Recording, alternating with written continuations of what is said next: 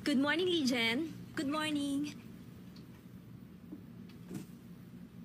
Teka, binabasa mo ang original textbook? Kailangan meron tayong research paper sa economics.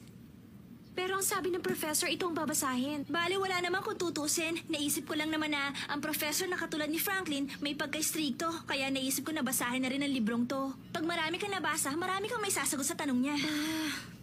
Tapos na ako. Siguradong bagsak na ako. Huwag kang mag-alala, madali lang naman yan.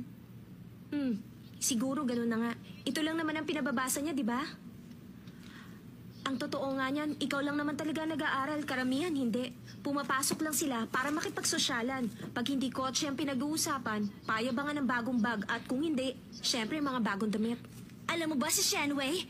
Nagparetoke siya ng ilong. $500,000 ang nagastos. 500,000? Hindi na maganda. Kawawa naman sila, hindi na sila makakapaglaro ng piggy nose. At bakit naman? Kasi pag ginawa nila ito, sasabog ang ilong nila. Shansai, hindi naman siguro. Kung ayaw mong maniwala, bahala ka. Magparetoke ka rin ng ilong.